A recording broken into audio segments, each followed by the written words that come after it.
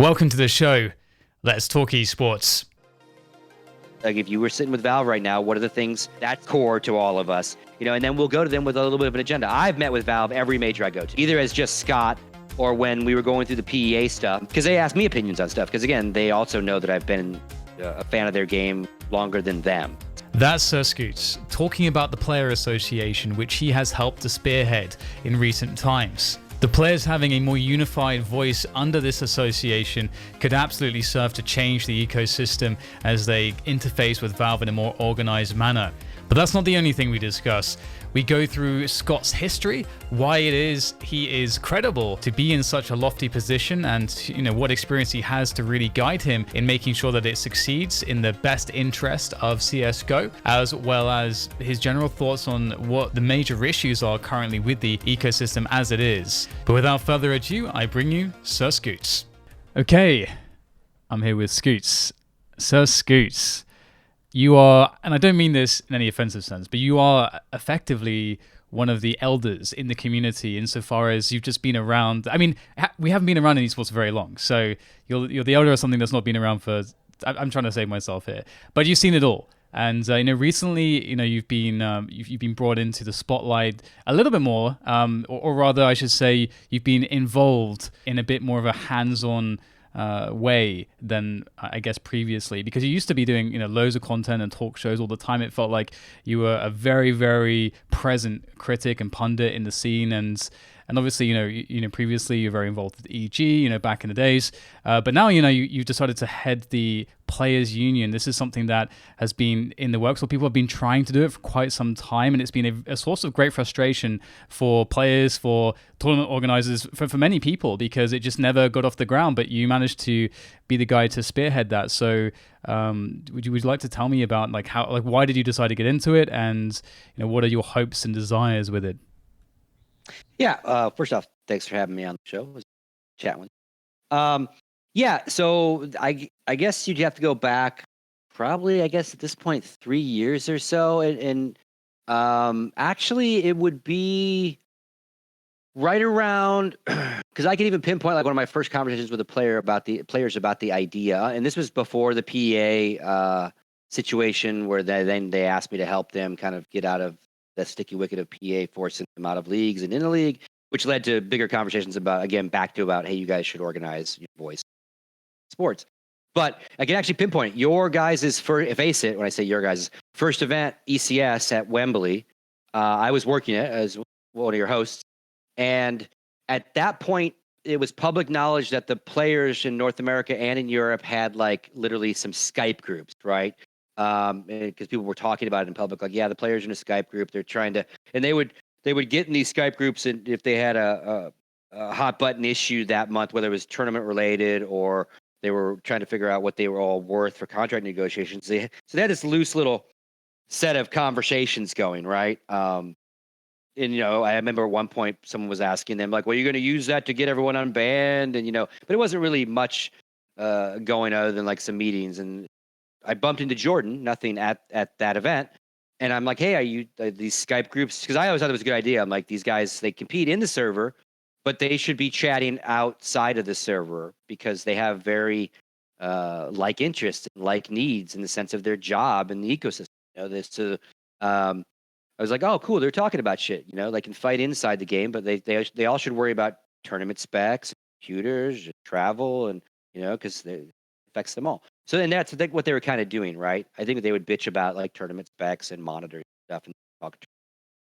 So I saw Jordan at the event. And I was like, hey, are you still doing that? And Jordan kind of explained, yeah, we got all excited. We had a bunch of guys in there. And then the next week, half of them showed up for the meeting. And then the next week, half of the half showed up.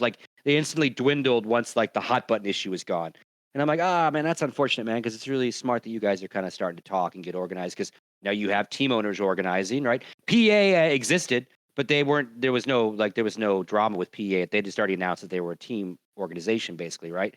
And WESA had existed. Now it's a team owner and ESL organization. So again, players just kind of unify and make sense, right? So I was like, and I basically said to him, if if it fires up and it's working, if you ever need outside advice or anyone to come talk to and help you, I'm all for it. I'm not doing anything right now other than commentating, hosting stuff, like I wasn't affiliated with anybody in the sense of a team or a TO.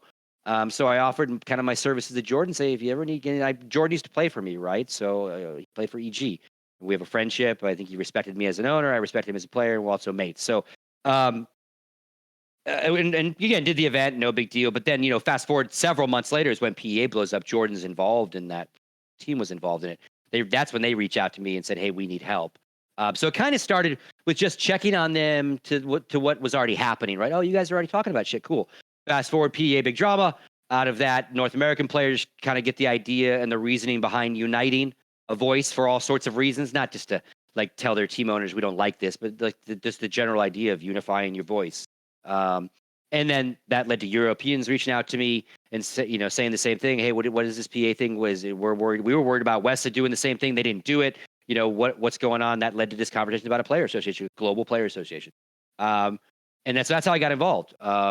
And to where we are now, we're officially a legal thing, articles of association, all these things, a player board that runs everything. So it's kind of cool. And I have a few other people helping me. I might be the kind of the public face of it because I'm also the CounterStrike guy, but lawyers and Mads and Michael, those guys in Denmark are kind of running the nuts and bolts of it. And away we go. So that's how I got involved, Dan.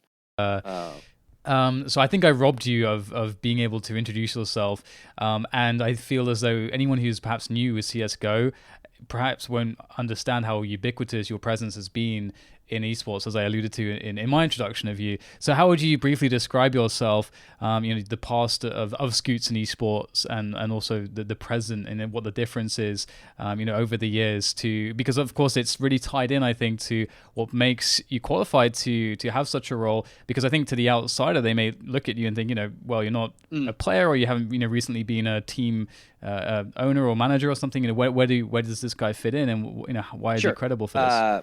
Yeah, I'll try to go quick because I'm 50. I'll turn 52 next week, so I'm old. And I've been around the esports for quite a while. I would say CounterStrike is the one that really sucked me in, but I was watching Quake beforehand, pretty much, very much that involved in anything. So, CounterStrike comes out in 1999. I fall in love with this game, the idea of team play of it. I get asked by a couple young kids to join their clan. Which I didn't know what a clan was. So they had to explain that to me. Clan called UGP, Unitary Guerrilla Platoon. And so our team was in the starting of all the leagues in North America when the game came out. So we were part of Cal and all these other ones even before Cal. So helping figure out rules and how you play the game, how you compete in the game. We started. It was a hostage rescue game first. Like you rescued the hostage. That's how you won that played that competitively. So did that. That led me and my team to going to a couple CPLs, which at the time were the big events in Texas, a couple times a year, where everyone went to test their mettle in CounterStrike as well as other games. PL started as more of a Quake organization, actually shifted to CounterStrike. Europeans would come over. We would get the first taste of actual people that were sponsored, and someone else was buying their plane tickets, like that.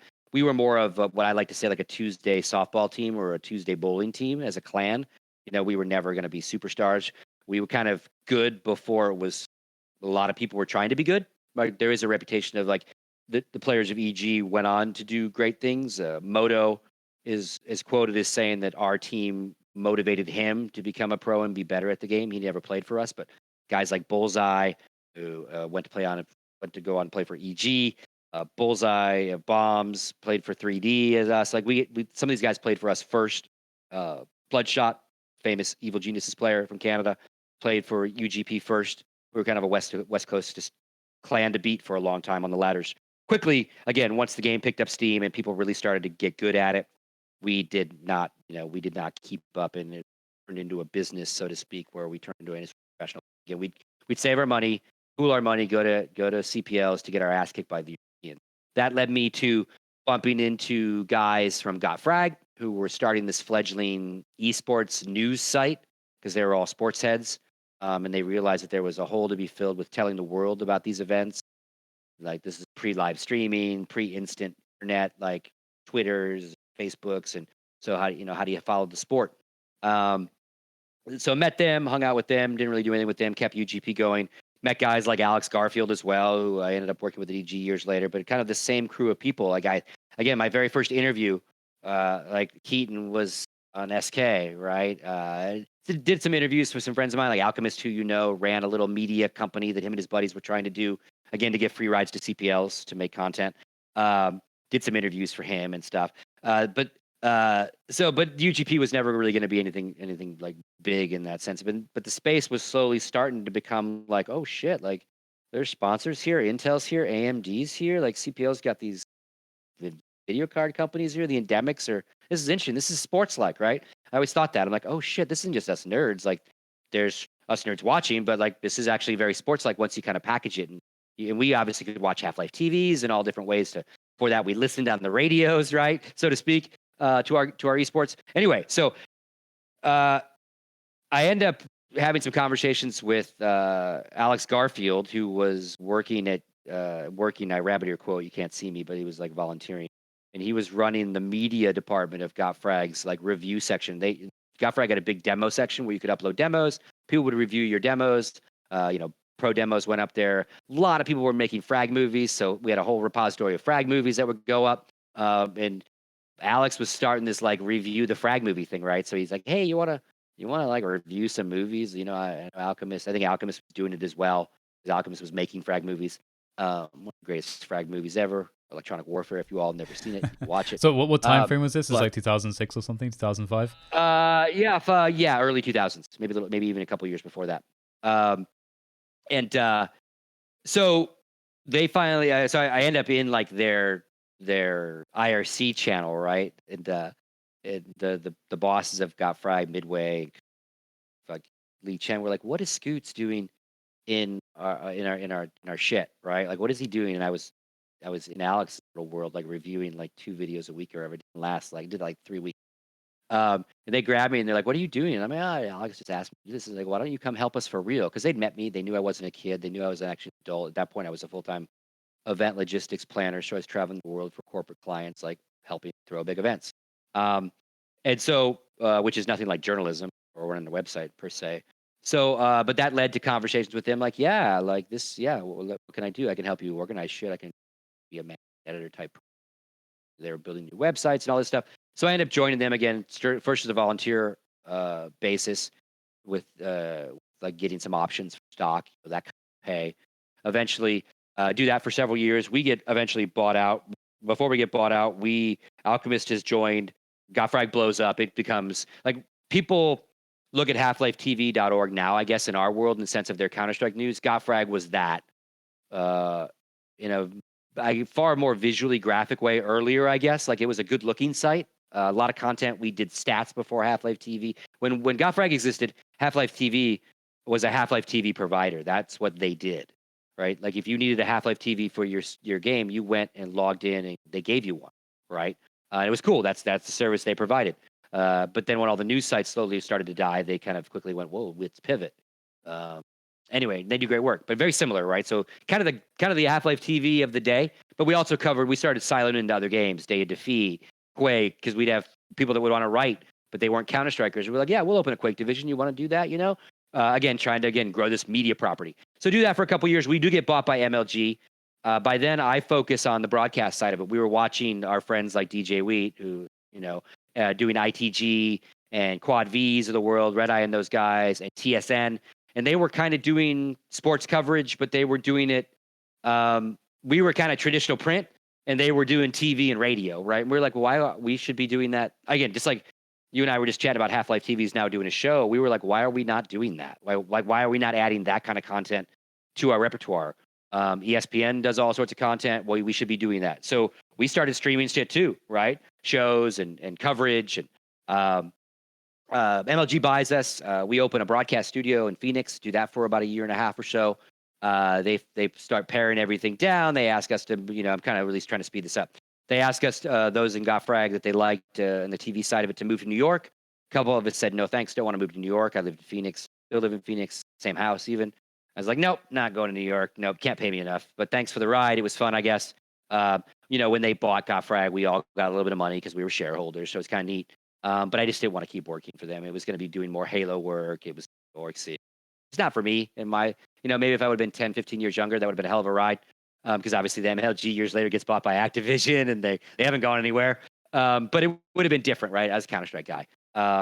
And we could kind of see the writing on the wall in the sense of they bought GotFrag for one reason and they didn't really care anymore. So they were going to slowly shutter it down. I'm jumping the ship. Well, that leads me to, again, I've always been friends with Alice Garfield. Alice Garfield used to always give me shit when I was at GotFrag because he then quickly left GotFrag, started working, helping the EG Counter-Strike team. They got kind of screwed by their previous manager owner. He takes over EG, builds it from kind of a lower tier 1 brand, the best Canadians, so to speak, against the not the best in the States and in Europe, to then CGS happens outside of him. And all the top brands in North America get sucked away. CGS buys Complexity. They buy 3D.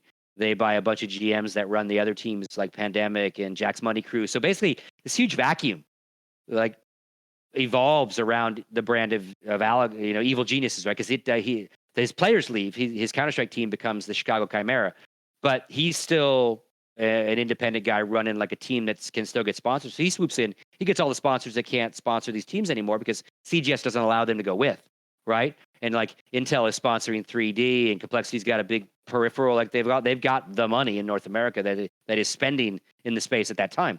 So he grabs them all. And so he finally comes laughing at me like, hey, Scoots, now do you want to come work for me? Because I used to always joke, like, why would I want to come work for you, dude? Like, I work for GotFrag. GotFrag's awesome. We cover you. Like, we're king. You're like, it's like ESPN. Like, why would ESPN go work, or a guy that helps run ESPN go work for like a tier 2 baseball team? Like, why would you take a, and it was always pleasantly ribbing, right? I mean, I was kind of right. He wasn't like going to work for 3D or going to work for Complexity at the time would have been, or an SK in Europe or whatever. So, but he gets all this around him, right? And he's like, big shit. Teams are doing better. He ends up actually recruiting the old Complexity team when CGS folds. He gets a lot of those players back that were the backbone of Complexity, Fraud, Warden, etc. And so he now comes knocking again. He's like, hey, I know you're not doing the GotFrag thing anymore. And in the meantime, I had fired up a talk show. Well, DJ Wheat had fired up because CGS crumbles, right? DJ Wheat was on CGS. He was a day-to-day broadcaster for them. He moved his family to LA. And so, again, I'm kind of interspersing some timelines here to put it all together for you. But so CGS crashes. Wheat starts up like a podcast, an angry, ranty podcast called Live on 3. Again, Live on 3 is like the go-to term in Counter-Strike when you're ready to start the match, right? Ready? Live on 3. 1 restart, 2 restarts, 3 restart. Here we go. We're live, right? So he starts it up, and he's doing it. He actually does it. It starts out on Complexity's like channel on Ustream Live or YouTube. It wasn't even Twitch back then. It wasn't even Justin TV. He just gives him free host, right? And it's very ranty because Wheat's angry because CGS has failed and all this shit they did wrong. Like he's just pissed, man. And a lot of shit is going down. The bubble is popping at that time frame. Like the people are throwing events and they're scamming money, like the CGS debacles and other things are happening in Europe. It's like a shady time in esports, right? Slasher joins the podcast, right? And so they're ranting about Quake, and I keep giving them, and I'm always a ranter, right? On the GotFrag forums, I'm a ranter, which leads to GotFrag guys going like, "You're always talking shit on our forums. Why do you want to work with us?" I'm like, "Yeah, I'm not talking shit about you. I'm talking shit about this world around us, right? And the bullshit that's happening." So, excuse, let's not forget that most importantly, the Hip Hop Gaming League did not get renewed. So that's yeah, Hip Hop Gaming League, and we'd worked for some of these guys that end up turning to be kind of assholes. I mean, same kind of thing. Someone offers you your dream. Hey, come run a station for us. We're going to pay you. We're going to give you equipment, right? Because he worked for GGL for a while, but then GGL kind of turned into a train wreck. But in that time he worked for him and his crew made some badass content, right? Just turned out that the bosses were douchey. And that kind of happens a lot. Like the people that might be doing the work are great, but sometimes the people that are in charge make stupid decisions and torpedo things. So anyway, he's got a ranty, shitty, angry podcast, not shitty. Rod's on it. And I keep giving him shit every week. I'm like, you fuckers aren't Counter-Strike guys for one, because they're not. I mean, they've done Counter-Strike, they follow it, but they're not, like, it's not their main game. Quake brought those guys to the party, right? And then, diversification for a week because he broadcasted every game that he learned a bunch of the games. But Quake, if you asked, Wheat would be his main, like, that's my jam. Like, Counter-Strike's my jam. Quake is Rod. So I used to have me shit. You named this thing after a Counter-Strike term. Live on 3. You guys aren't Counter-Strike experts. I'm pissed off now because I had just left MLG, GotFrag. I'm like, fuck this. So I joined the podcast, right? So out of that, like, Alex sees that I'm freelancing again. I'm unattached. He's like, now do you want to join? Look at me. I've got Intel. I've got Razer. We've got all these divisions. We're badass. Now come help me. And I was like, you know what? I will. So I joined EG when it was just EG, before it was Good Game Agency and Alliance. The first couple of years, it wasn't that. And I really joined them for one of the main reasons is they had a killer CounterStrike team. And again, I still love CounterStrike. North American CounterStrike, always the underdog. Always globally in all versions. So it's like, even when 3D and Complexity were doing well, it was still underdoggy on most of the storylines. So like help be active again, and not a UGP way, but like in these are pros that play. Yeah, let me help Fraud and Ward. And eventually Tommy joins us, right, as our in-game leader, because I thought we needed, if we can't beat the Euros, if we don't start figuring out how to play like them and practice like them. them. That's Lurpus. Tommy. Lurpus for those of you that don't know. Yeah, Lurpus, yeah. So, Lurpus, come live in the States and like bring us some European. So because we have to go over there and win, that's where you win. So let's get, we did better. We won a few things here and there. Again, never superstars. So that's EG. EG blows into a much bigger thing. I get to the point where I feel like I've kind of done that bucket list in my own personal life, in the sense of, okay, I've done this in esports. I've done a big media thing. I've done a lot of production stuff. Like this, the way you see shit broadcast, and this, right? The way you see observing done, the way you see kind of the way production works, a lot of that lays at like guys like Alchemist's feet, my feet. Like, we were the first ones to go, why are the broadcasters driving the cameras, right? Let's put a guy in front of 4 screens. He would do better to not say a word, but listen to the casters and try to bring the same story than you, DDK, having to drive and talk. Oh, I'm on a dead guy because I'm trying to make a point. Oh, fuck me. But for years, everybody's casters drove the cameras, right?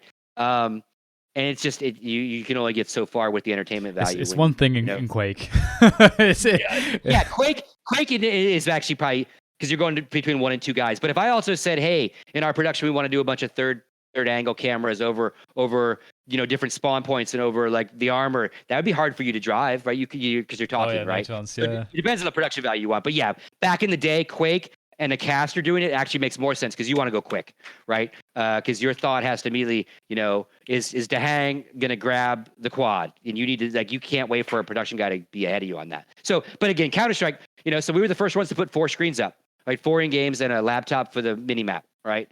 That shit is standardized now. Anyway, so got fragged, leads me to the EG thing, but I'm kind of done with EG. We've transitioned kind of.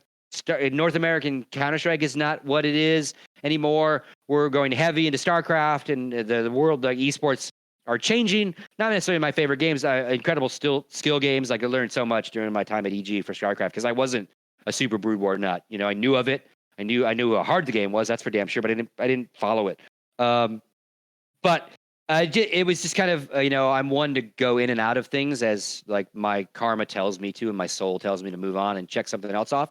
And I had kind of done what I knew I wanted to help Alex do, which is get even bigger, right? Get even more secure, a bigger place in esports, get the brand on a global scale, like landing things like Monster, although I wasn't involved. I had nothing to do with sponsorships at EG. Like, I wasn't pitching stuff. I wasn't going into boardrooms, but like, I was operations. So what we operated helped sell, right? And so that was a big sponsor for us. When we landed Monster, I was like, okay, another big check mark. We landed a big non-gaming endemic lifestyle brand that sponsors sports all around the world. This is really cool for us. And now it's old hat that Monster's here, but it wasn't then. It wasn't then at all. So I get to the point where I'm kind of burned out. I'm kind of tired of it. So I tell my friends at EG, like, I don't want to do it anymore, right? And they also were starting to streamline and put their base of operations in a brick and mortar building in San Francisco, because we decided as a company, remote's great, but like, why don't we put some people together that are willing to move together? Because you all can do a lot more in the same room, whether it's meetings or pitch decks or whatever, like lots of money in Silicon Valley. So, long before Twitch bought the organization, they wanted to move to San Francisco, and a lot of them were already in the Bay Area or in LA. And it made sense, right? That's where a lot of their money was. So like, they brick and mortared an office, and I was never going to move there, right? And I was COO, which is also kind of weird. Like, your CEO's remote, but you've asked everybody else to move to San Francisco. So it was kind of I kind of want to go. You guys should probably replace me and move forward anyway. Like, all is good. So it was a happy parting. I was also on those shows, which I talk about this a lot. A big part of those shows was us bitching and venting and being mad at like the shysters or what we thought was discontent, like teams not getting paid their prize money, therefore players not getting paid, right? All sorts of shit. Again, it was just a very vengeful, angry time in some regards. The scene changed for the better during those times, right? But our show started to transform into a news show. We have to talk about what happened in League of Legends last weekend, and Dota, and StarCraft, and CounterStrike, and Quake. And I didn't sign up to do like a Sports Center show, right? And so in some regards, there was less ranting to be done. And on top of that, when we did rant, we were all starting to have jobs where we had to be careful about how we ranted. And that drove me crazy. Because you know me, Dan, I'm a really fucking outspoken man. You do not mince your words. Yeah, and if I feel strong, and yeah, does it get me in trouble? Do I burn some bridges, man? But if I feel strongly about it, I got no problem with letting the world know it too. Because it's just how I've always been. Like long before anyone followed me anywhere, right? It's just I'm a little small. Maybe it's a short man's complex, not a big fighter, but man, like if I feel right about something, I can't let you get away with it, man. Because that's just So I've always been outspoken, again, on the forums, through the forums to these businesses. But it got to the point where representing a big brand of EG with bigger and bigger logos on our players, I started to feel a little hypocritical in some regards, because I would be like, Idra, you can't say that shit. You have sponsors on your back. God damn it, young man, you have to be careful. But then I'd go on the show and I'd be like, motherfucking Riot, man, those motherfuckers over there. Because we didn't have a league team, right? So, but I was like, I can't, that's hypocritical, right? I represent those brands in a less way maybe than Idra does, because he gets paid to wear the shirt and sit in front of he competes with a jersey, and I'm not wearing a jersey on the show, but I'm one of the owners of the brand that represents the brands, right? So I started self-checking myself, and I didn't like it, right? Because I was like, oh, yeah.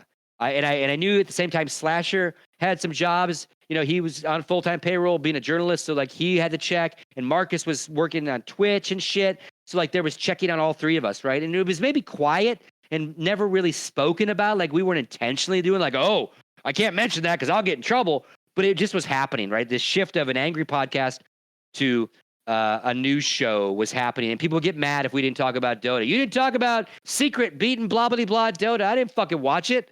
I got to talk about it. So anyway, I left all of it, to your point. So I kind of disappear, right? I retired from all this stuff, and I basically started that's how I met you. I started freelancing like production gigs and working for people, like directing and producing shows. And even before like CounterStrike Go was an on-air talent thing for me. That's how I met you and Face It, is I helped you guys do your Quake thing at QuakeCon. That was cool as shit. So I kind of went freelance for a while, and during all of this, and I know like I'm eating into your podcast, it's really hard to tell my story like quickly. I gotta really get better at this. I gotta get better at this. During all this, I have basically kind of kept my foot in the event logistics world outside of esports. So I kept a few gigs in my career, my old career, right, which was good money, like Olympics, World Cups, stuff that I could work around the esports jobs and work around EG work. I wasn't traveling that much for those things, but just enough.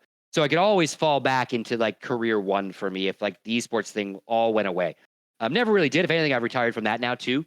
So started doing a lot of freelance stuff. Did quite a bit. Directed some BlizzCon stuff. Directed a bunch of ESL stuff. Again, a lot of not my game. Not again. CounterStrike Go hadn't blown up. Right. This was StarCraft stuff. This was other Hearthstone and World of Warcraft at BlizzCons and stuff. Quake with you guys.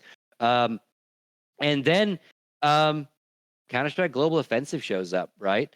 And never really actually produced and directed any stuff for Go, but immediately got asked to like do some camera stuff, which always like thank you DreamHack, because they were the first. When DreamHack reached out to me for the very first major. Oh, I remember that. Yeah, because I'm a behind the scenes guy. Like when I did the Godfrey TV stuff, I was the guy on the Switch.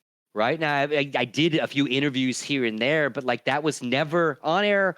Was never really my goal, like to be like, because it takes a certain like drive to want to put yourself on camera and be, whether it's a commentator or a host or an analyst or an interviewer. Like, I was always the guy like saying, okay, live in 3, 2, 1. Like, and yeah, we'd throw the camera on us. And I'd do an interview here and there, but you know what I mean, right? It was never. So when it fell in my lap, when the DreamHack guys reached out to me, they're like, hey, we're doing this very first major.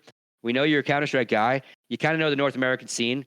We've got Thorin and we got BSL's coming back, and he's gonna be our host. And like, we'd love you to do it. I'm like, the very first thing I said, I'm like, it's not like that's not really what I'm known for. And again, there was no scene of like CounterStrike Global Offensive Analyst and 1.6 broadcast. We like didn't ever got embraced. The analyst desk didn't really exist in the big fashion it now exists in any esport like it does now, right? It's now just part of the show. But so you had casters, right? 2 casters at a desk, and you did your CounterStrike match. So I was never in that scene. So I'm like, why? You're asking what? Why me? I'm like, okay, sure, yeah. So I did it, and obviously that's the infamous one with Thorin. Kept wearing all the throwback jerseys, and BSL was our host. And it was fun, man. It was great. Did you guys? I don't even remember, man. There were a whole bunch of people that were casters. I think you two were there. Weren't you guys? There was the last Quake. Yeah, Quake Live James tournament, was I think, there or for Quake. something at DreamHack. Yeah. Because he came and like photobombed us. I do recall that, and I think that's where I met James. He was producing it actually. Hi. Yeah. So that led me down this road of like people kept asking me to host shit. I basically very quickly said, look, like, and even to DreamHack after the event, I go, if you ask me to do this again, like BSL got a lot of crap for his English, and he's very much out of the scene because he was a journalist in Norway at the time, right? He kept a middling like eye on the scene, right? So he was getting like team names wrong, and his English wasn't that. It was not the best host, right?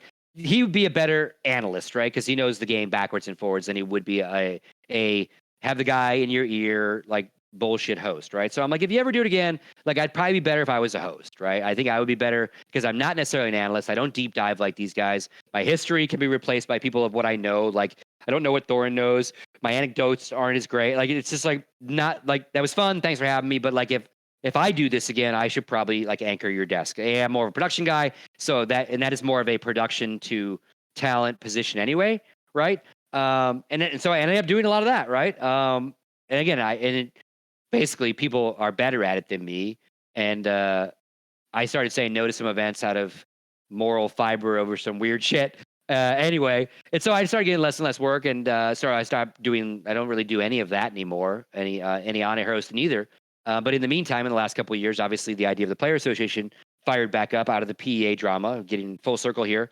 So while I'm not doing any on-air work, I'm now slowly starting to go to a few more events to do Player Association work, and so that's kind of what I'm doing right now. And I don't really have a full-time job. I don't. Again, when Twitch bought, to go back to that, when Twitch bought us, I was a shareholder of the company, although I had stopped working for the company years before we got bought. So I made a nice chunk of change on that has allowed me to kind of take a huge chunk of time off, and not worry about, paying the bills, which is kind of awesome. Eventually, I want to bite back into something, I want to be an owner of something and get involved in an esports business again, because like I'm not that lazy. Like it's been nice to not have anything, and this Player Association is something totally cool, and it's volunteer and it's not a business, right? There's no business there. At least for me, there's a business of operating in a small scale, but it's not like the next great idea, right? And I want to do something, like I love this industry. I love CounterStrike, so I want to figure out. And there's lots of VC, lots of people coming in with crazy ideas, good ideas, bad ideas, and so eventually, and it needs to be something unrelated to CounterStrike in that ecosystem, so there can't be any like weird conflict of interest with what I do with the CSPPA, as long as I'm still helping them, right? I couldn't. If I owned a team right now, if I all of a sudden brought UGPAC and got venture capital and owned a CounterStrike team, that would be weird to be an advisor to the Player Association and be a team owner, right? So, or to work for full time for a tournament organizer, right? Because that is one in the ecosystem that we would have to deal with. But would that be biased if Scout runs this? But you know what I mean? So, got to figure it out. I don't know what. It's basically one of those. Don't know what I want to do when I grow up again. Scenarios is where I'm at, but something. I don't know yet. No, it sounds really ideal considering the reason why you wanted to drop out of EG and everything. You have so much freedom. Don't have to really worry about who you piss off and so on. Yeah, and I like having my voice, right? And again, it's hurt me and helped me over the years. I think a lot of people love the brutal honesty. And probably have I burned a few bridges or had people misconstrue what I say sometimes and I have to go correct it with them? Yeah. But, I think I've gotten better over the years for sure. I think I pick my battles a little more, and no, I'm not people the funny thing about it is like if people talk, like people that know me, like if you and I don't want to, it's not a persona, like it is me on Twitter, right? But I am more cynical than positive in life. But like I think I probably come off more angry when I tweet stuff, than I actually am. If anything, I'm laughing as I'm typing, right? But people probably read it like he's pissed. And I'm like, no, this is just fucking stupid, and I'm laughing about it, but I'm gonna, right? But I think people think I'm more of an angry individual than I truly are. I mean, you and I have hung out. Do I seem like an angry individual? You know, I'm sarcastic. Pretty like, happy-go-lucky, yeah, happy-go-lucky guy, I would say. Yeah, and then so like a lot of my stuff is meant to be sarcastic and ironic and shining the spotlight in that way, right? Well, you're happy-go-lucky unless there's a problem in production, and then it's you holding yourself back in every way you possibly can to make sure you don't go storming in there. There's no time to be nice sometimes in production. It's unfortunate, but I've been on the side of being yelled at too. So at least when I yell, at least I know I've been in the director's chair. So obviously, you don't have Live on 3 anymore to vent the frustrations, but you obviously have social media, as you're alluding to. So, do you think social media has been a force for good in the world as far as esports is concerned? Obviously, it presents a huge amount of challenges, some of which perhaps, or some of the biggest challenges are the way players actually communicate through social media, and player education is really important for stuff like dealing with money, fame. That's something that you see in conventional sports. And is that something that perhaps, as part of the player union, you've been thinking about addressing, or is it not really in the discussion at the moment? Some of those kind of things and that would fall to me under like media training and like running your brand training, right? And those are things that are definitely discussed. But like right now, the players are like, we're worried about, hey, let's figure out, what rule sets we like, what rule sets we don't like. What do we need to talk to Valve about? What's on your, because it's really player issues. Like, it's what they want to address. That is the basis of this thing being opened and built. It's run by them.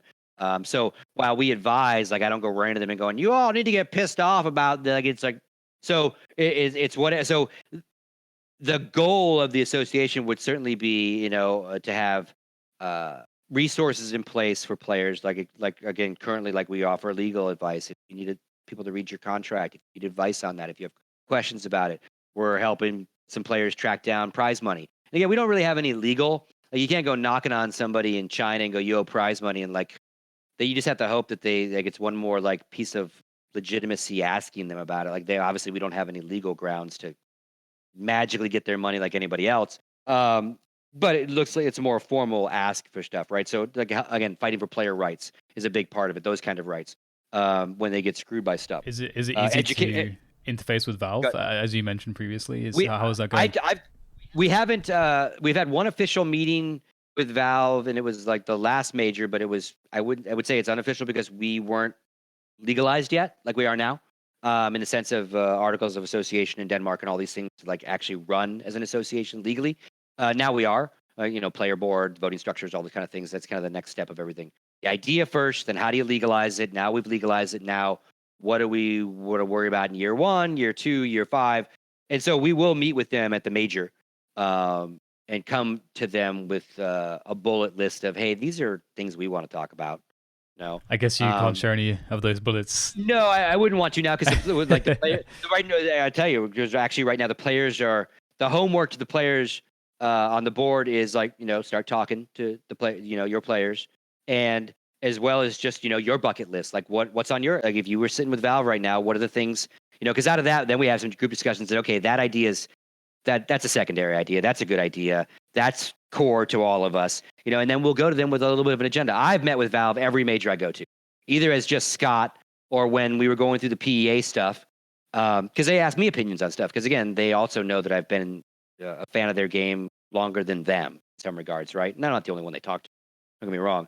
It's not like they're listening to me about things like your fucking CZ. They don't listen to anybody. Anyway, so and when the PA thing was going on, I kept them up to speed of that. Like, I'm never going to ask Valve to intercede with player and team owner contracts. They would never want to get involved in that mess. But I wanted them to be aware, hey, the players are doing this. They're organizing. This is why. This is what it's going to lead to. Because, like, we would love to have a great relationship with Valve because they obviously own the IP of the game we have an association for.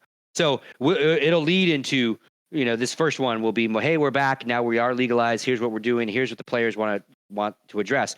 I want to ask them about this gambling thing. And I think that's later for you to ask me about, so we won't talk about it. But yeah, there'll be a list to chat with. Like and like a lot of things I say are Scott's ideas, right? Like, I think this association could have a map a map committee, right? It might not be the board because we have a board, right? A board of 7 players that does the voting on stuff, and then the general population that votes on other stuff. But like, I think you could probably find enough players in the association that'd be willing to offer their time to Valve to be on an official map committee. So maybe once every 2 weeks, if Valve's working on a map, the map committee meets.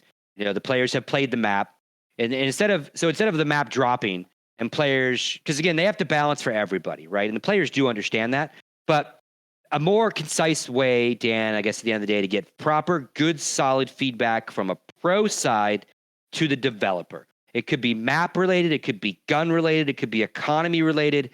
Instead of reactionary when they do make a change, like I love they fucking added the MP5 because that's nostalgia for me. It was the greatest game ever, the greatest gun ever for many years, right? You won that pistol round, everyone bought MP5s, and you kept them until they took them from your dead cold hands, right? And that could be like 5-6 rounds if you were good. But it doesn't make, like, the pros don't need the MP5 like that, like it doesn't necessarily add to our game, like what we like. But the casuals will have fun with it. So, and that doesn't mean that it shouldn't go in the casual game. And we don't want to get in a pro mod scene either where you've got 2 different versions of a game being played. So I just think there's lots of ways that an association, a more formalized voice of players, can absolutely help Valve not like all the goddamn time, right? And there's, you're not going to get every player to give feedback on every map or every gun, but there's probably enough players, again, in the association that would be willing to volunteer to be on that committee, right? Because like that's the kind of feedback, and that's what Valve wants. Like, yeah, you could tweet them fucking every goddamn day, but like they like shit orderly and concise and respectful, and they'll listen. I'm sure you've had conversations with Valve for years too. Are those the biggest challenges you think the player union faces in the foreseeable future? Is interfacing with Valve effectively, or do you see that there's other? What are the big issues? I don't think that's a challenge. I think it's just a matter of figuring out between Valve and the player association how Valve wants the feedback. Because like, again, these conversations have already been laid with me and them saying, yeah, this is what we'd like to do, and they're like, this is great. We'd much rather have concise feedback. We've tried this with players, and but that's different than like an association who's formed around the players, helping be that middle logistic ground of, okay, you guys, remember you got a map meeting. You maybe got to crack a whip on these players a little bit because again they got a full-time job. To kind of help some of these, I'll call them activations, but that's more of a sponsorship term. But you know what I mean? Like, it's a tit for tat. If you want Valve to help you, you got to help. Because I want Valve to help us, right? I want Valve to figure out ways to monetize better for the pro scene. This major thing twice a year where team owners, everyone gets money out of the stickers is great. But how can we do this on a bigger, better scale and a year-round scale so team owners can get they need a revenue stream even if they don't make the major? And how can Valve help with that? Rainbow Six is doing it. All these other people are doing it. And I just think there's ways that we can all work together in this ecosystem more than we're doing, right? So is it the number one challenge to figure out how to talk to Valve? Nah, that's just figuring out how they want feedback, how we can get it from the players, what works best for like getting the players to want to give it. The biggest challenge, I think, in some regards is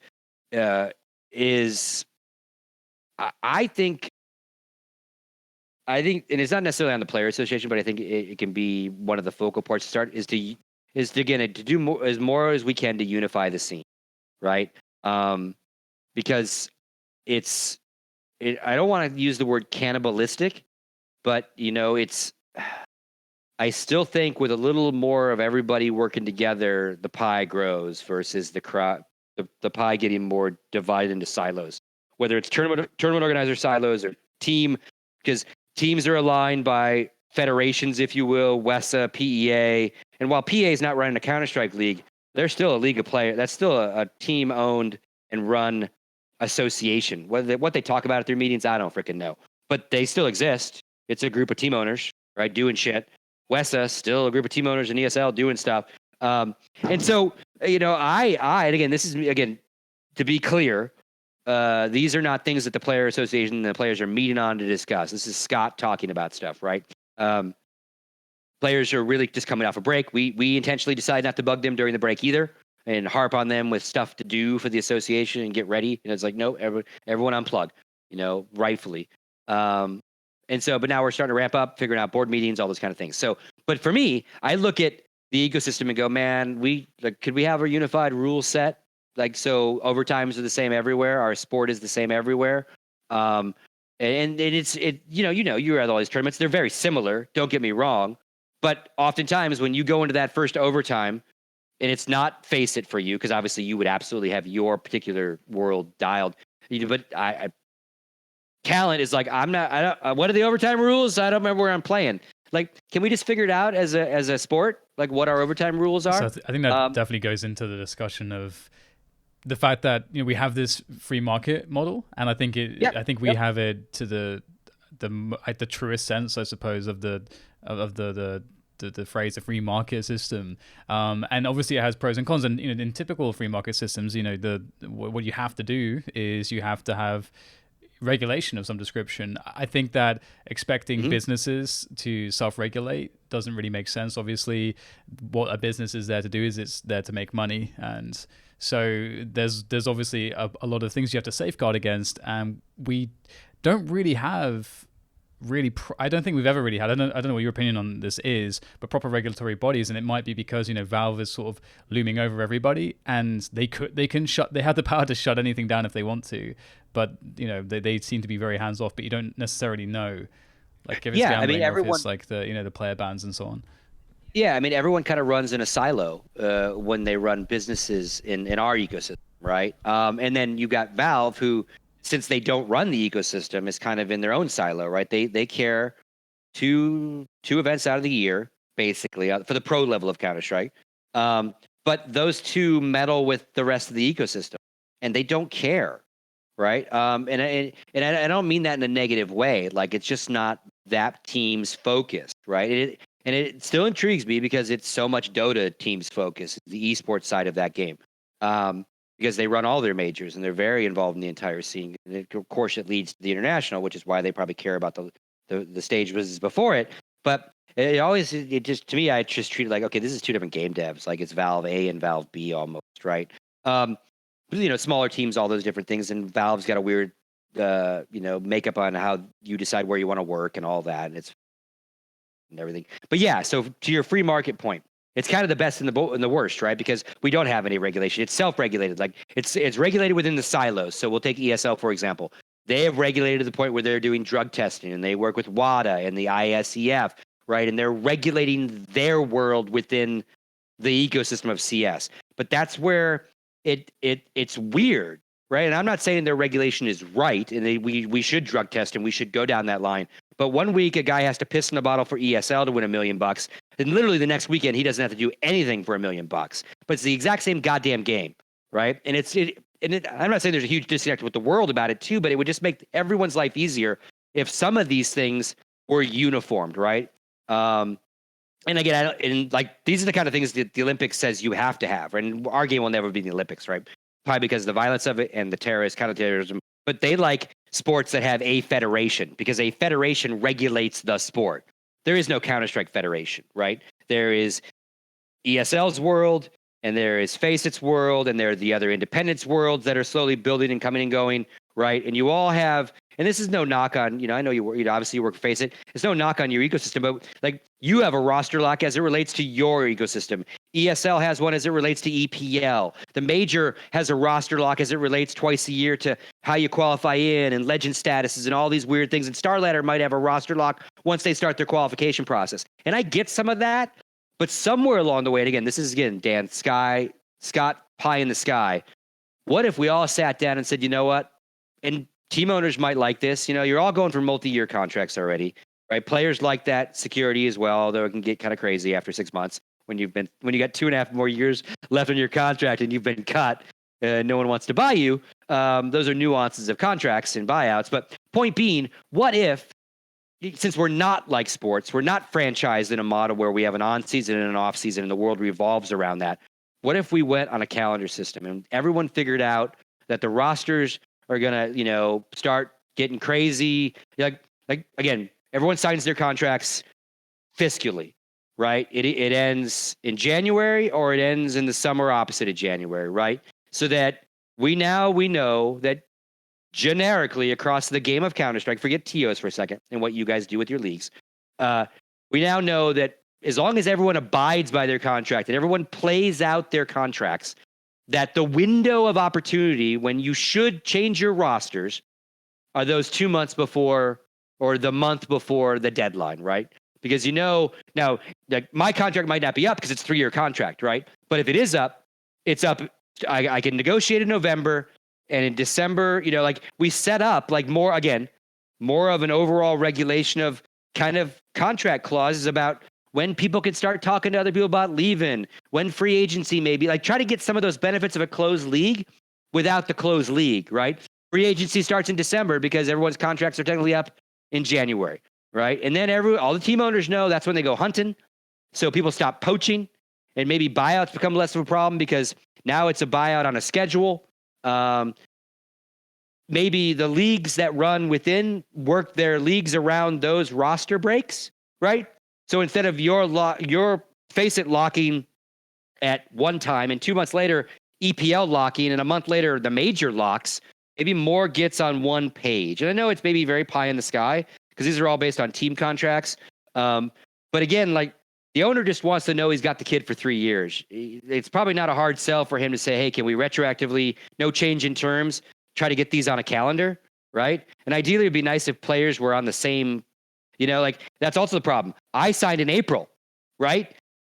You all signed in November, and we're on the same goddamn team. Our contracts don't even come up anywhere remotely near the same time. That's weird for re-signing for both sides of it, right? Because now you got a kid who's stuck. The rest of his team is about to re-sign. They just won a major, so they're worth fucking gold. This kid is stuck. He's worth gold, but he's got like a year and a half on his contract still. Oops, right? So he's not gonna get a raise, right? Because why would he get a raise? So those kind of things. And again, I can't say that the Player Association even has it on the agenda, but like standardizing all the stuff we can standardize in a world where we're not standardized, right?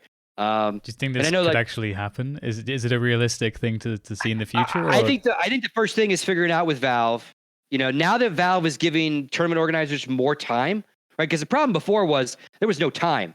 So like those majors were decided after breaks were decided, right? And you weren't going to take the break back. So now a major is landing after a break where it shouldn't, right? But that was all circumstantial, right? Now Valve is getting with tournament organizers, so tournament organizers have more time to plan, to pitch, to then sell tickets. It's getting announced farther. Like your major was announced farther in advance than all other majors, right? And that's getting better and better. So I think pre-planning, the start of it is worrying about that.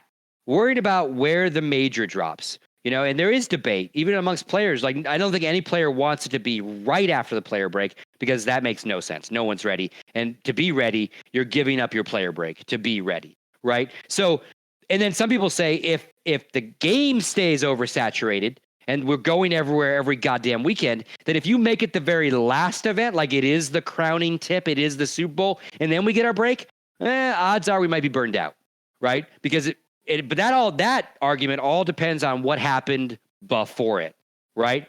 And we had a couple of years of oversaturation where these players did roll into a major that was kind of the end of the season, and they were burnt out, right? And that affects your CounterStrike. So it's finding out, how busy the season needs to be, and what you see is people just start taking events off, right? They stop accepting invites. They stop trying to qualify for something.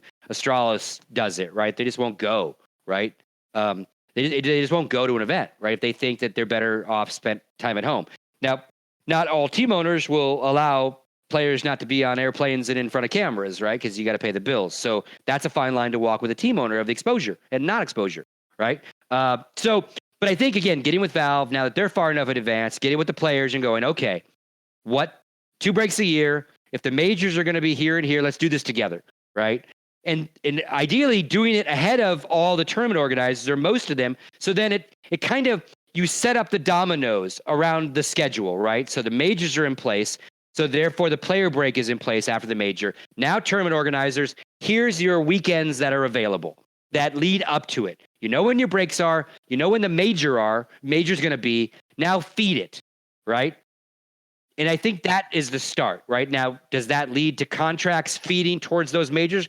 Again, if the most important thing on the CounterStrike calendar is having the right roster for the major, then contracts will kind of be starting to dictating around it. But they now dictate, like people scramble to change their EPL rosters when it's the last day before it. For VCS, right? Oh God, roster lock for the ECS. They're that important, right? But it adds like all that. Now an owner and a set of players has like all these roster locks, right? And all these and also the opposite side of the roster lock is the opportunity to scramble and change a player. Maybe if teams had less chance to economically change their roster, they would change their rosters less. Maybe that would be one more nudge to say, hey, try to work it out, because you got to wait till after the major.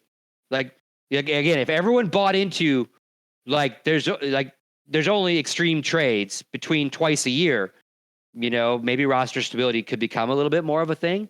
I don't know. Again, this is all pie in the sky shit. I mean, that's the thing too. Like, if you have a situation where teams are traveling too much and are burning out, then, I mean, you're already in the case where it's pretty reasonable to expect that not everybody in the team is probably naturally going to be best of friends or get along necessarily. I mean, these are professionals doing it for a job, and as you say, like, you have these contract wars, so you're not always able to be able to play with your bestest buddies, so you're gonna absolutely wear on people when you're traveling, and so it's kind of all this.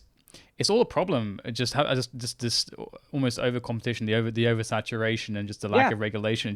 It all feeds into to itself as this horrible issue that just screws everybody over. Because one of the things we haven't even talked about yet, which also it affects enormously, is the ability to innovate on broadcasts, because and also to engage the viewers as much, because I mean, it's just natural, isn't it? The more content that you have, if you see Astralis playing MIBR every weekend, it just becomes less important. And that's the other thing as well about the calendar schedule is these online leagues. I think a lot of people have been talking about online leagues recently, because it's just this idea where you can't quite get the exposure you could previously, or the numbers, because of the lack of betting. And now we have also like 3 different platforms that people stream on. So, Twitch, YouTube, and Facebook.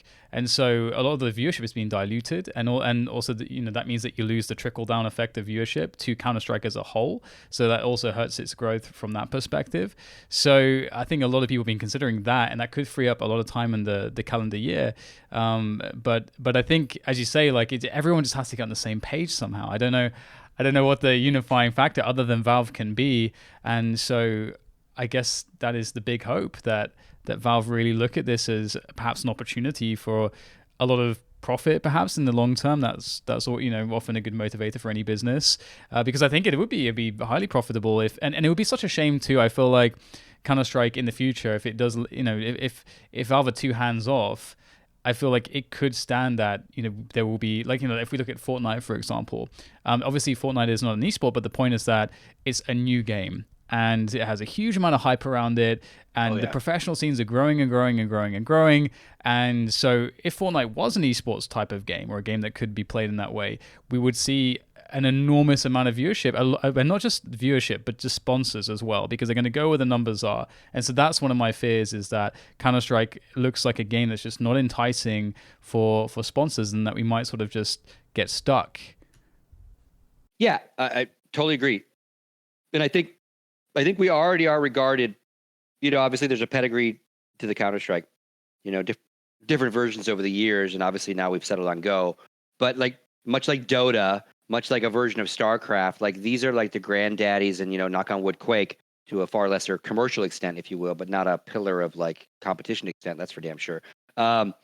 Like, I think now that we've, because again, like before Go, like, I think most of us were like, okay, that's it.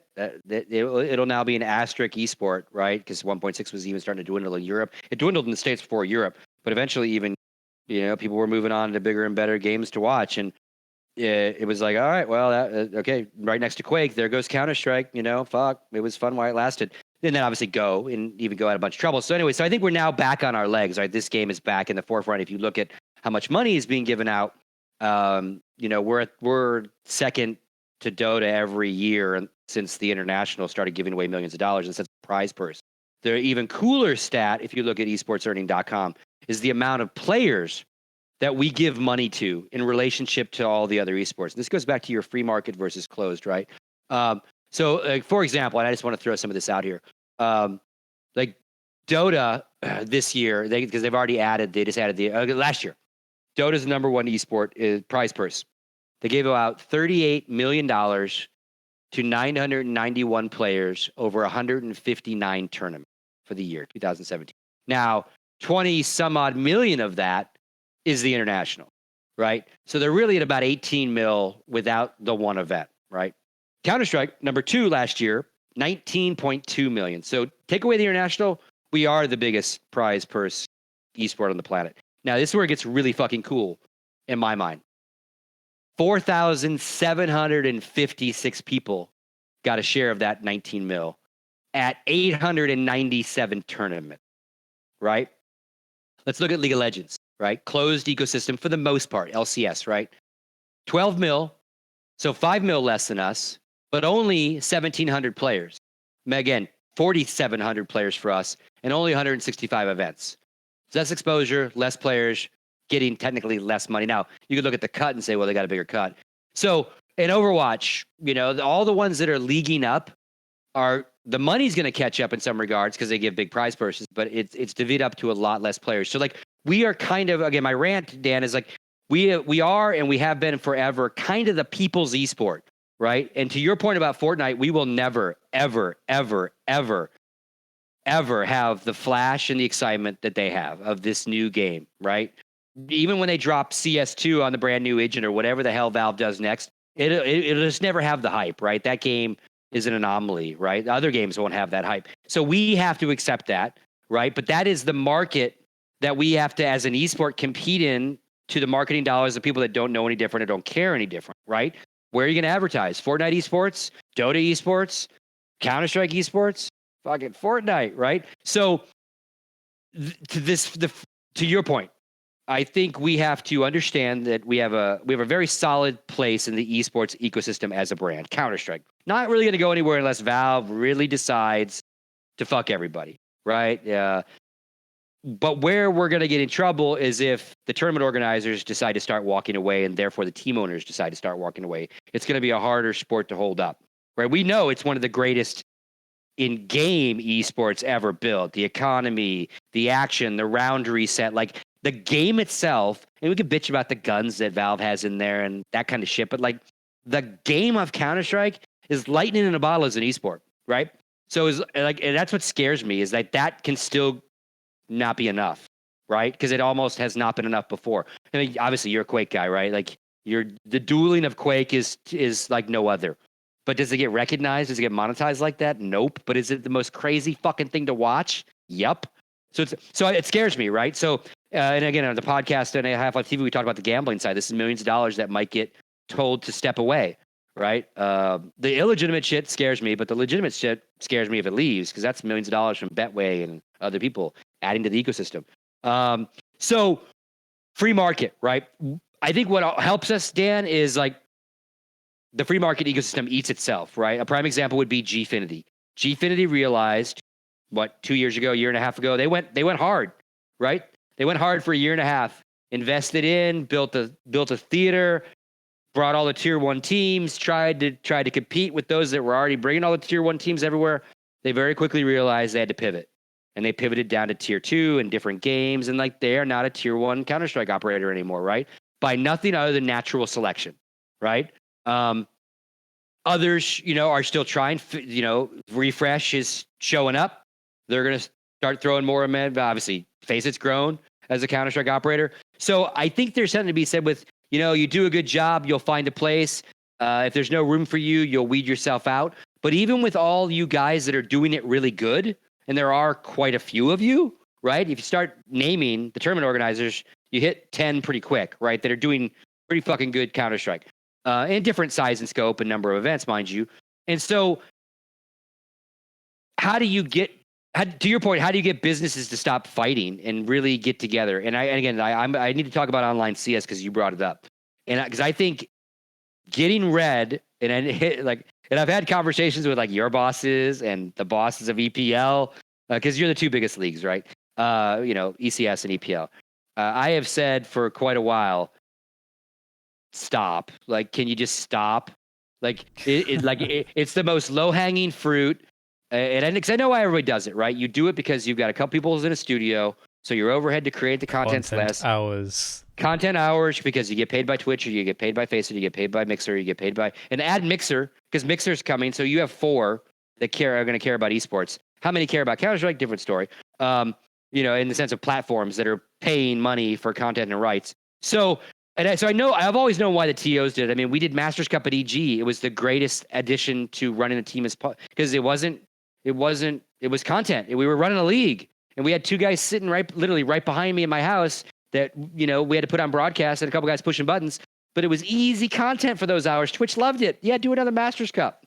Do that, please. You know, and Monster loved it, and everybody else loved it because it was different content than a player sitting at a tournament, right? For the brand. So I get it. I totally get why no one will give it up.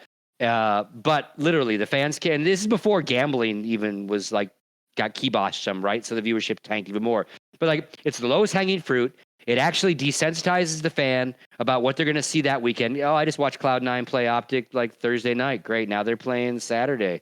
Ooh, you know? And online, like, has always been like, in our game, especially in most games, like online is like, do it on LAN, right?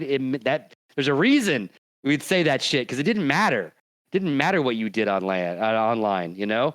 But again, I get the business side of it. I get the content side of it. But as a player, you know, a day in the life of a player, a day in the life of a broadcaster for you guys, right? Because you all work the same circuits. You know, fly home from that tournament on Monday. If you didn't bail early, and if you bailed early, the tournament organizer hates you if you flew on Saturday because you lost on Friday, because they want you to do autograph sessions for the fans. But you have to leave because you've got online matches on Tuesday, baby. So you get home if you leave early, you leave early. If you don't, you come home Monday. You might have a match that night, but you certainly got EPL or ECS Monday, Tuesday, or Tuesday, Wednesday, Thursday. And you might have some sort of qualifying online shit for a Star Ladder LAN tournament or any other LAN tournament. You've got to work those qualifiers in, right? Then you get back on an airplane on Thursday or Friday, right? Probably Thursday, right? And maybe Wednesday, because there's a media day now. So like now you've stacked up because you owe ECS matches. You couldn't play them. You forfeited. Same with EPL. Like, and you're not a bad guy because you work for ECS, and they're not a bad guy because EPL. But like, it just jams it log jams the ecosystem with like this like least important content, but that's the most we get, right? So lack of practice, lack of seeing your family, and you come home. You probably came home from events, had to broadcast some of those matches, get back on an airplane, go back to a LAN tournament, you know. So it's just the numbers are less and less, you know. And I know when I was doing the PEA stuff, I had conversations with EPL because obviously it was about PEA was about them not being an EPL. So I had conversations with them. And one of PEA's things was, you know, the ecosystem is oversaturated. If they only play in ours, it'll be better, you know. And I even had conversations with the owners of VCS and like making those guys, right? What are you guys doing over there? What's the association? Like, great conversations, right? But I'm very public about that. I've had these conversations. I said to both of them, what I'm saying to you, like, just stop, right? They all kind of laugh, right? Like, we can't stop. We have sponsors. We have obligations. Like, this is a product that feeds the rest of our products. Like, we're not going to stop EPL, right? And on one hand, like, I'm fighting for the EPL to exist because it's the spiritual successor of Cal League and all this stuff. And like, it's just, but so then I was like, okay, how about this? How about you two competing businesses? Because Faceit's not going to go anywhere. They're getting bigger, if anything. And, you know, obviously ESL and EPL and Wesson, that's not going to go anywhere. How about you all, since you're not going to get rid of your online leagues, how about you split the goddamn year, right? Silence in the rooms, right? What do you mean split the year? I'm like, well, stop. Do half is what you do. Because right now you basically are almost year round. I mean, obviously they're off season. And my thought process was if we had one online league that everyone nodded, because kind of the same teams are in both, right? Not all the exact same teams, but the big teams play in both, right? And it's weird. It's weird if they don't. So my thought process was, okay, what if it was EPL summer season, right? And then the teams that were in it. And then at least the teams that are traveling and doing their shit only had to worry about it, like one thing to come home to. You got to practice, got to do all their other online, you know, doesn't take away the qualification stuff, doesn't take away one league, but at least it's only one, right? And then there's no conflicting like, oh, like, okay, well, you know, now EPL's mad at us because we're playing our ECS match, and ECS is mad at us because we're playing our EPL match because we're forfeiting and we're rescheduling, and like, just worry about one big powerhouse at a time. And then more people are watching that one thing. It's a little less dilution in the online market, right? And now everyone is, if you care about online CS, for those 3 months, you're going to care about EPL. Then you have your big final, you do your thing, you're done. Now, for the next 3 months, ECS runs a fall league. Roughly the same goddamn teams. Ends in a LAN tournament. It's basically a long-ass qualification for a LAN tournament. But now the spotlight is on FACEIT and ECS, right? If you care about their shit, right? Now the teams that aren't in your league get a little time off, and now they don't have to worry about travel and everything else. And then you do your thing 3 months later, throw your LAN tournament, you crown a champion. Boom, now you do EPL winter, right? You would basically do 2 stretches. 6 months you would own the online space, 6 months you would stay away from it. Other than maybe if you were throwing other tournaments, right? And again, people like it's too much for those businesses to give away, right? And they didn't want to do it. But that would be another solution that doesn't end online CS and makes one premier league at a time get the spotlight, right? I don't think it fell on deaf ears, but it certainly fell on ears that were like, well, we've got way too many hours to deliver and too many deliverables based on what we have to deliver to do that. But yeah, that's great and the perfect it's the perfect scenario indeed. It's those kind of things make sense. And maybe maybe it's too late. Well, so unfortunately, we're coming to the end of the time here for this episode. We'll have to do a follow-up because there's a lot to, I think, follow up on. Absolutely. I did the same thing to Carlos. We got into so much stuff that I think a lot of things off his list fell off. And there's a lot more relevant day-to-day stuff that you probably want to ask me. But yeah, I would absolutely be down for a part 2 with you in a heartbeat. This is an easy podcast to do, no camera. Yeah. My underwear. Not my... Just have to worry about the internet. We had a hiccup at the beginning, but yeah, and it's something where next time I'll a lot more time as well, and we can just. Now we've gotten who I am out of the way, which I have to really get better at that. Some sort of 5 minute UGP, you got Franklin. There you go. Okay, now we're done. It's just hard because it all, to your point, I think it makes, and I'm not alone. There's several people. These elders, whatever you want to call them, it touched in many different businesses. They got to where they are now. And I think it does add some nuance. Yeah, team ownership is just harder now than it was before, but, and production is all gotten better and cool. But yeah, so I think I should just be a consultant. I should just put that shingle out like every goddamn else, right? Get a LinkedIn account. Oh, God. Esports consulting. But yeah, I'll come back, bro. Anytime. Awesome. All right. Thank you very much, Scoots. I'll see you for the next one.